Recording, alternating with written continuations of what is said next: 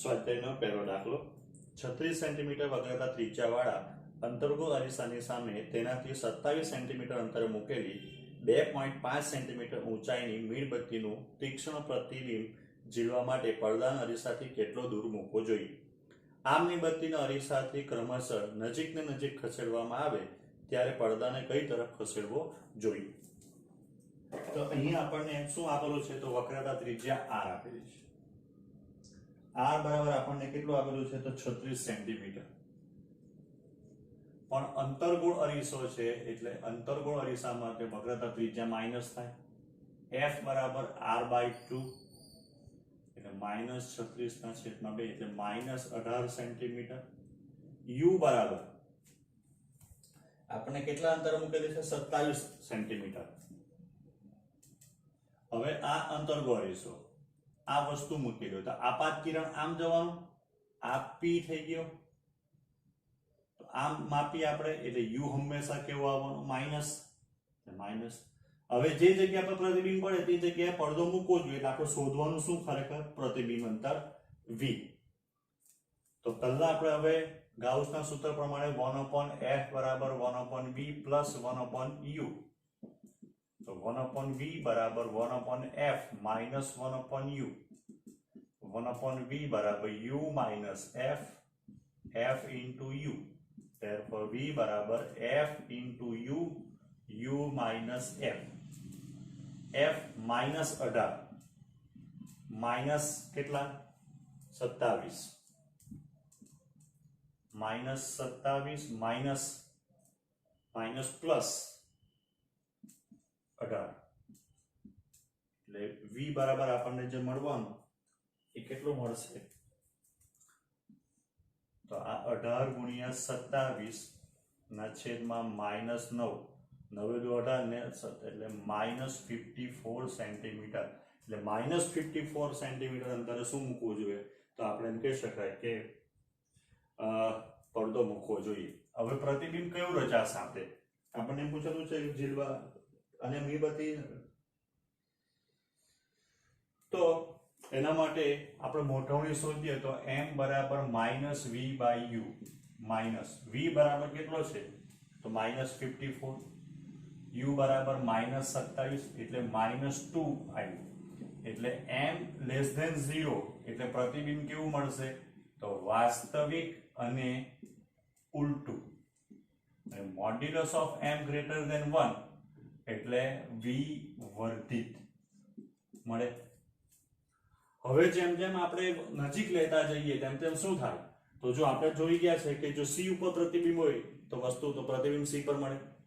c અને f ની વચ્ચે જ્યારે વસ્તુ જે છે એ c અને f ની વચ્ચે આવી જાય ત્યારે પ્રતિબિંબ જે છે તે c થી દૂર જાય.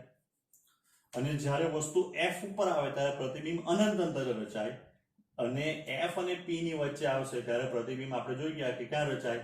પાછળના ભાગમાં રચાય. એટલે જ્યારે મીણબત્તીને નજીક લાવવામાં આવે ત્યારે જે છે તે ક્રમશઃ પડદાને આપણે શું કરવું પડે? દૂર ખસેડવો પડે.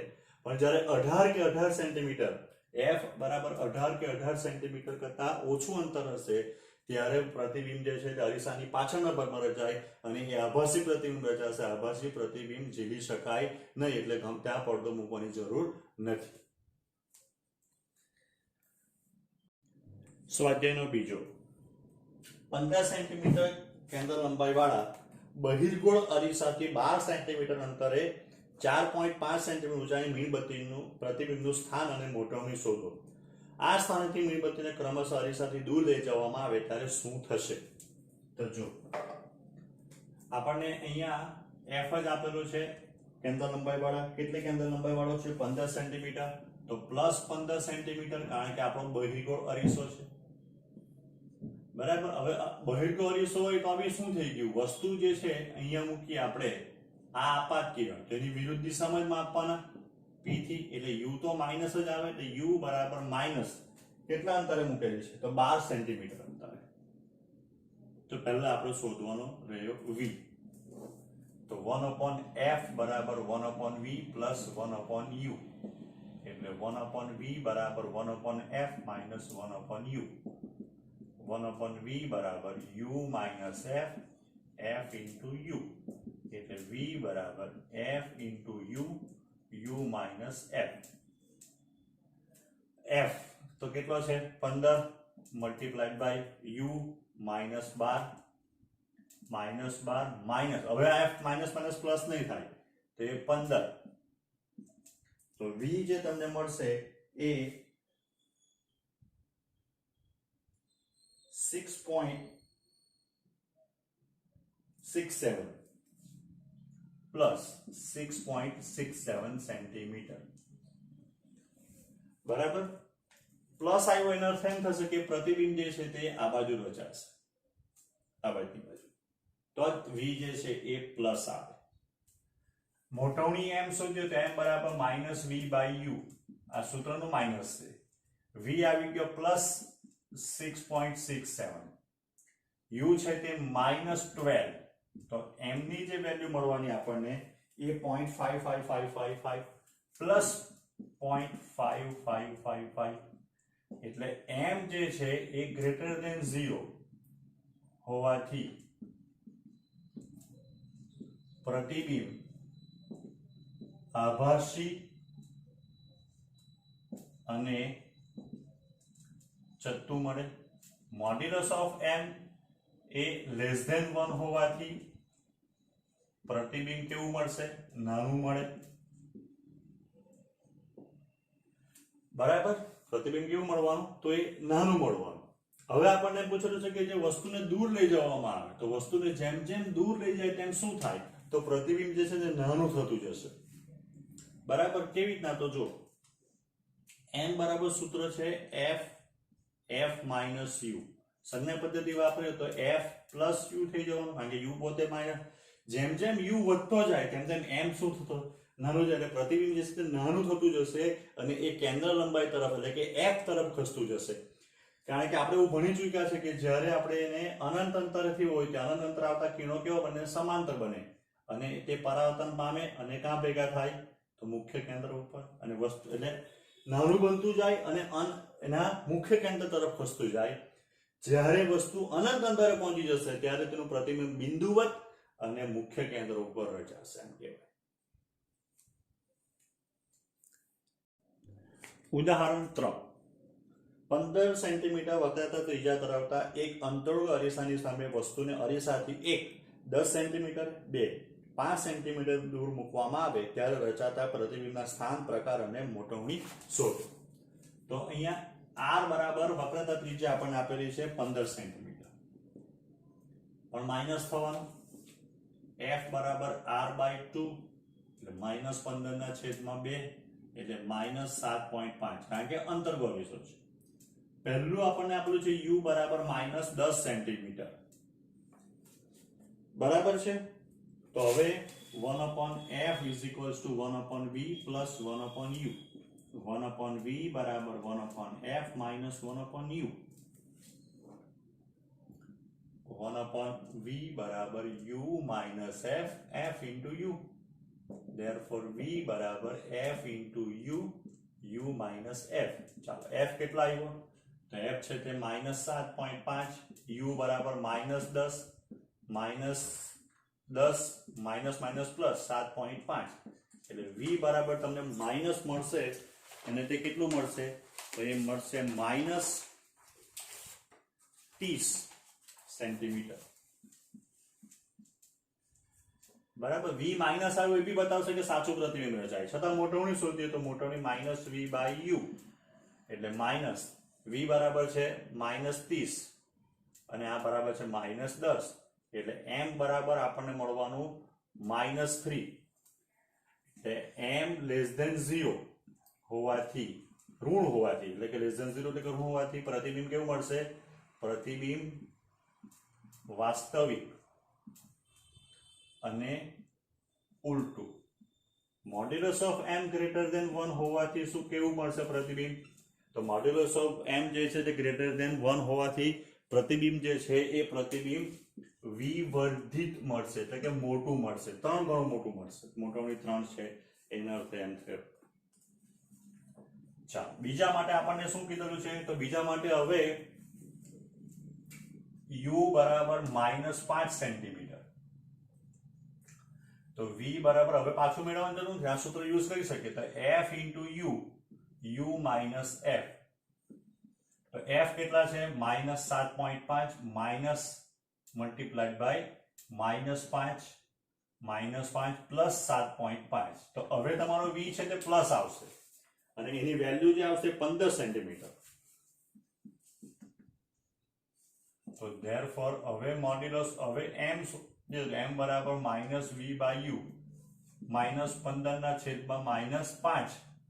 એટલે હવે તમારો m જે મળવાનો છે 3 મળવાનો. એટલે m ગ્રેટર ધેન 0 એટલે કે ધન હોવાથી પ્રતિબિંબ કેવું મળશે? તો પ્રતિબિંબ આભાસી, ને આભાસી પ્રતિબિંબ હંમેશા ચત્તુ હશે. Modulus of m greater than 1 હોવાથી વિવર્ધિત મળશે. પ્રતિબિંબ કેવું મળશે? વિવર્ધિત. ઉદાહરણ 4 માં આપણને શું કીધેલું છે? તો ઉદાહરણ 4 માં તમે ધારો કે પાર્ક કરેલી કારમાં બેઠા છો. r બરાબર 2 મીટર જેટલી વક્રતા ત્રિજ્યા ધરાવતા સાઇડ મિરર એટલે કે બહિર્ગો અરીસો એક વ્યક્તિને કાર તરફ દોડતી આવતા નિહાળો છો. આ વ્યક્તિનો કાર તરફનો ગતિનો વેગ જે છે 5 મીટર પર સેકન્ડ જેટલો છે, અચળ છે. જ્યારે આ વ્યક્તિ કારથી 39 મીટર, 29, 19 અને 9 મીટર હોય ત્યારે એક ક્ષણ પછીના 1 સેકન્ડ સુધીના સમયગાળામાં અરીસામાં જોવા મળતી પ્રતિબિંબની સરેરાશ ઝડપ શોધો. આવા 4 માંથી હું એક જ તમને કરાવવાનો છું, બરાબર? બાકીનું તમારે 3 માટે જાતે કરવાનું છે. પહેલા દાખલો સમજાવો. આ બહિર્ગો અરીસો છે. બહિર્ગો અરીસાથી પહેલા વસ્તુ ક્યાં હશે? વ્યક્તિ 39 મીટર. ત્યારે એનું પ્રતિબિંબ કઈ જગ્યા પડે તે આપણે નોંધવાનું. ધારો કે પ્રતિબિંબ પડ્યું અહીંયા, એને આપણે કહીશું v1. બરાબર સમજો. એટલે u1 માટે આપણને શું મળશે? પહેલા v1. હવે 1 સેકન્ડ પછી કેટલા ખસવાનો? 5. એટલે કેટલાએ પહોંચવાનો? 34. તો 34 જ્યારે પહોંચશે ત્યારે શું થશે? તો આપણને મળશે v2. બરાબર. તો હવે બે પ્રતિબિંબનો વેગ પૂછેલો છે એટલે આ બે અંતર થઈ ગયા. બરાબર. આ વેગ નથી, આ v એટલે v1 એટલે આટલું અંતર અને v2 એટલે આટલું. તો આટલું અંતર કાપ્યું એમ થાય ભાગ્યા સમય. બરાબર. પહેલા આપણી પાસે સૂત્ર છે 1/f બરાબર 1/v plus 1/u. Therefore 1/v બરાબર 1/f minus 1/u. 1/v બરાબર u minus f into u. Therefore v બરાબર f into u minus f. હવે પહેલા u1 બરાબર કેટલા? તો -39 સેન્ટીમીટર. ત્યારે v1 કેટલું મળશે? તો f આપણા માટે કેટલી થશે? તો f એટલે r/2. તો 2 મીટર કીધેલું છે, પ્લસ 2 મીટર થવાનું એટલે 1 મીટર થવાનું. એટલે 1 ગુણ્યા -39 ડિવાઇડેડ બાય -39 -1 એટલે v1 બરાબર થઈ જવાનું 39/40. આટલો આપણને મળે મીટર. હવે 1 સેકન્ડમાં વ્યક્તિ અરીસા તરફ કેટલું અંતર કાપશે? 5 મીટર અંતર કાપે છે. Therefore હવે u2 બરાબર 39 વત્તા 5 -5 એટલે -34 મીટર. બરાબર. આ તો સંજ્ઞા પદ્ધતિનું માન્ય. 39 માંથી 5 ઓછા થઈ ગયા. તો હવે v2 બરાબર આ સૂત્રમાં -1 ગુણ્યા -34 માઇનસ પહેલા આપણે શું લખવાનું? u એટલે 34 -1 એટલે 34/35 મીટર. હવે સરેરાશ વેગ શોધવો હોય તો સરેરાશ વેગ એટલે અંતર. તો અંતર એટલે v2 કે v1. તો v1 મોટો છે, v1 v2 ના છેદમાં t2 t1 અહીંયા. બરાબર.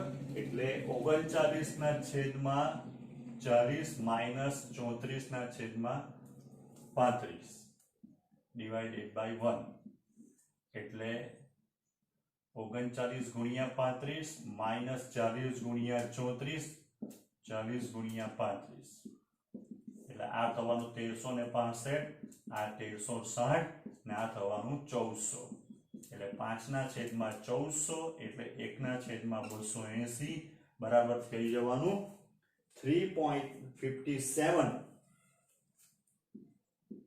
into 10⁻³ મીટર પર સેકન્ડ બરાબર.